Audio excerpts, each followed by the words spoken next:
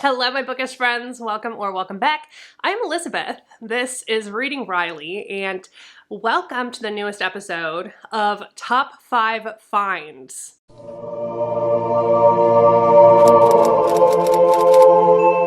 This is a newish series on my channel that I've developed where I give you the top 5 books of my choosing within a specific trope, specific genre, element, anything that I can feasibly categorize.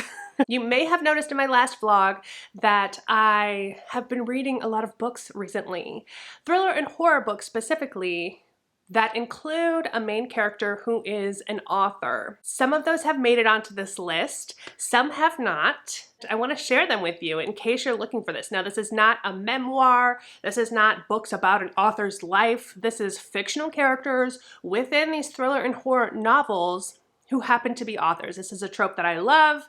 I'm pretty much a sucker for it anytime I hear about it. So I thought maybe you are too. And if you are, pay attention to this list because I think you're gonna find some good ones in here. As usual, I'm gonna link my social media down here. Feel free to check me out over there. Like and subscribe if this is the kind of content that you're looking for. And let's go ahead and get into these books. I'm going to actually give this to you from the lowest to the highest. So my number 1 pick will be last, so hang in. Starting off at number 5. A lot of people have read this one. It definitely had its moment. I just can't deny it. I just can't take it off of this list because even though I read this very early on in my thriller journey, it still sticks with me. I'd be actually interested to read this again to see if it still hits the same way. But that is Verity by Colleen Hoover. If you've not read this and you like thrillers and you want to be shocked and make your mind melt, then pick this one up already. So this is a romantic thriller. We're following Lowen Ashley. She's a struggling writer. She gets the opportunity to shadow write for Verity Crawford.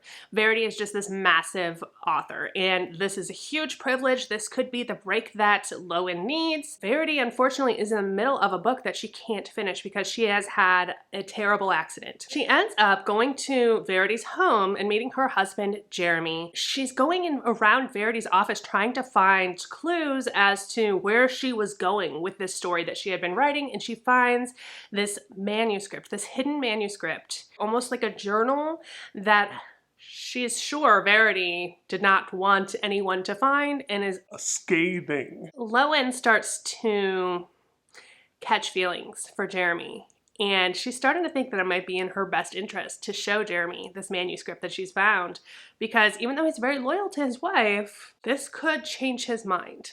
The twists in this are crazy. There are 2 huge camps where people sit on either side of this as to what they truly believe. The romance element really adds to it. I don't mind a romance subplot in my thrillers. I think it adds a little bit of an extra juice to it, no pun intended. And this was just super twisty, very fast paced, and a fun read. So if you have not yet read Verity, I suggest that you get to it. The next book, number 4 on this list, I do not have a physical copy of with me. I do own it. My best friend has it in her possession right now because I am forcing her to read it. That is The Book of the Most Precious Substance by Gran. I read this at the beginning of this year and completely fell in love with it. I am enamored. This novel is a complete enigma to me. I don't know for the life of me what genre to categorize this as. It's definitely its own thing. It's doing something that I've never seen before. It's so original. There are aspects of horror, of mystery, of fantasy,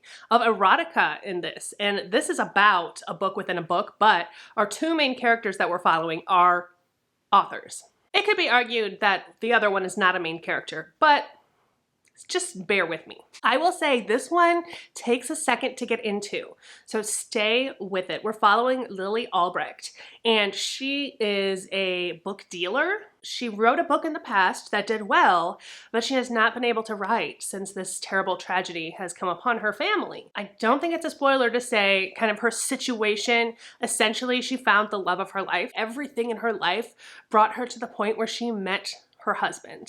They had it all. They had it all. Imagine that relationship where you're like, I didn't know I could have all of these things at once.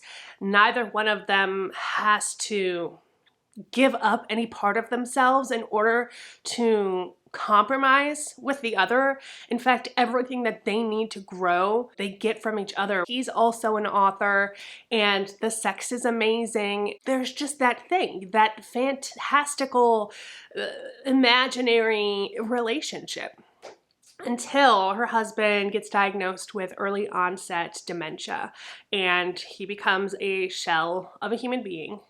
And she is just taking care of him for the rest of her life. Now she can't write anymore, so she's become a book dealer. Rare books, whatever she can find. In this instance, we are following her on her journey to find this very specific book. Now this book is said to be so rare that nobody even knows if it's real or not. And it's supposed to give you unrelenting power. Power beyond influence, power beyond money, power beyond anything you could possibly imagine. And so she's on this journey to find this book. The way that Sara Gran writes these characters, there's a frankness to it and a realness that is so refreshing. It's uncomfortable sometimes, and it just feels so frank and so candid and so real. The audio narrator for this is amazing too. I loved her, but I don't think everyone's going to love her. She has a very raspy voice, a la Kathleen Turner, a la Lauren Bacall, which really added to the character of Lily for me. I just cannot recommend this book enough. I think it's perfection. I would not change anything. I loved it. Moving on to book number 3. This is one that I recently read in my last vlog. If you have not watched that yet, I will put it up here, whatever side it ends up on, I don't know. I'll link it in the description below. Go ahead and check that out because I read 3 books about authors, and that was a good time. This was my favorite of those, and that is The Last Word by Taylor Adams. I just read this. It's not even in my wrap up yet. You will hear me talk about this one more, but this is the newest Taylor Adams. This is the author of No Exit, and this is a survival thriller, also a book within a book, also following an author. As a book reviewer, I found this one just incredibly interesting because the premise of this is that this woman has this tragic past that she's running away from. She's house sitting this house on, I think, the coast of Washington, maybe on an island off of the coast of Washington, somewhere over there, by herself, reading books, trying to deal with her own trauma. Her name's Emma. She reads this horror book and she hates it. She thinks it's terrible. It's so bad. And she gives it a 1-star review. Well, the author decides to comment back. They won't be having this. Maybe she could just take it down. Well, she doesn't. And that escalates to the point where she believes this author is stalking her and her life is in danger.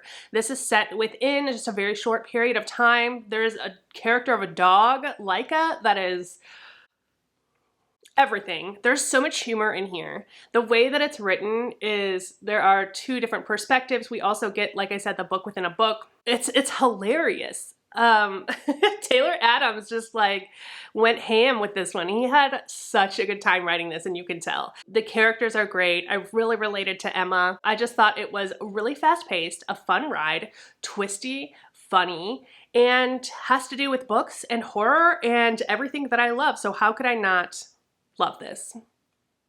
4.5 out of 5 is what I gave it. I think it's fantastic. I highly recommend this. Book number 2 on this list. If you've been with my channel for a while, then you probably have heard me talk about this one before. It's one that I should love and also should not love, but do. And that is Daisy Darker by Alice Feeney. I, first of all, love Alice Feeney. She's one of my favorite authors. Every book she comes out with, I read immediately. I love her thrillers. This one is so different from her typical book, but also is everything that I love.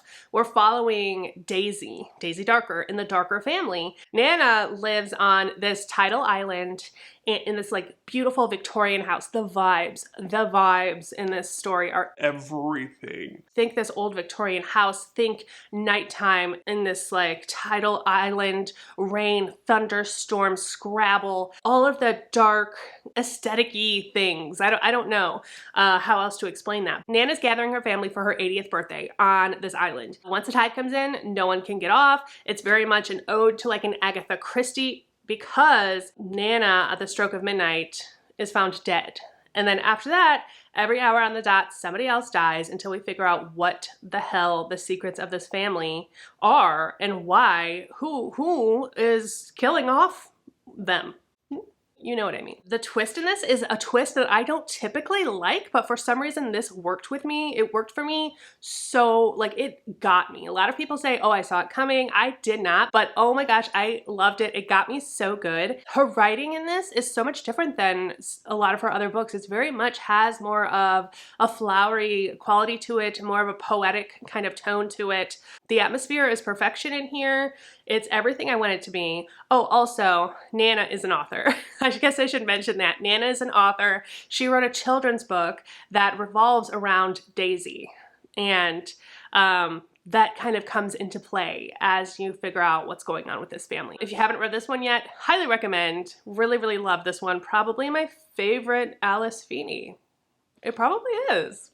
And lastly, here we are, number one, my absolute favorite book of all time about authors. Kind of a surprise because this author is not always my favorite, and that is Misery by Stephen King. I could not make this list without including this book. Misery is iconic. It is classic. It's everything. The adaptation is perfection with Kathy Bates. Oh my gosh, I love it. If you have not read this one, we are following Paul Sheldon, who is an author. He does things a very specific way when he writes a story. He only has one copy. It's on paper, and he's got it with him in the mountains. Where is this set?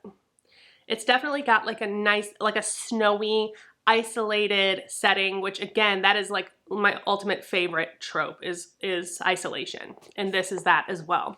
So Paul is on his way to submit this to his editor, and he gets in this terrible car accident. He may not make it, but lo and behold, his number one fan has come along to save the day and save his life and pulls him out of this devastation and takes him to her home nearby to nurse him back to health. How lucky. His number one fan is Annie Wilkes, one of the best female villains ever written, if I do say so. She's just completely insane, and she is obsessed with him. When his new book is released, that's part of a series that she's really into, and something happens that she doesn't like, ooh, Paul Sheldon's gonna pay the price. He is going to pay the price. This one has a lot of body horror, a lot of torture in here. Ugh. It is messed up. It sucks you in. When I finished this, I honestly felt like messed up. Like it had a visceral effect on me that I felt just like really seriously not okay. And it took time for me to reflect on it to be like, okay, yes, that's what I'm looking for. As uncomfortable as it is to sit in that, holy cow, to have words on a page viscerally make you react in that way that's talent. So I gotta give it to Stephen King for that. The Misery, my number one top 5 finds for books about authors. And you know what? Let me give you some honorable mentions here while I'm here. Who is Maud Dixon? Another one that I really, really liked, so close to making it onto this list. An author gets to work with Maud Dixon, who we don't know who she is. More like gray female heroine, definitely some twists and turns. I very much enjoyed this. Also, that was in my last vlog, so was this one, The Writing Retreat. This one's super edgy, kind of erotic, unexpectedly erotic, and this has LGBTQ plus representation, and this is also an isolated setting in the snow following a group of writers who are going on a retreat to a famous author's home to try to write a novel in 1 month, and it goes awry. Also, we have The Plot by Jean Hanff Korelitz, and this one is also a book within a book about an author. He's kind of a washed up teacher, writing teacher, professor, and one of the students tells him this idea for this book, and that student then dies. So he thinks, well, it's not plagiarism. I'm not copying his every word. I'm just going to take this idea and maybe it'll work, and that book becomes super famous. And then one day someone reaches out and says, I know this is not your story, and you're gonna pay for this. Really loved this one as well. So yeah, those are just a few extra ones that, you know, you might be interested in looking up. Those are my top 5 finds. Thank you for hanging out with me for this video. I swear I'm gonna do other things other than talk about books about authors very soon. But I'm so glad I went down this rabbit hole because it's just been a lot of fun.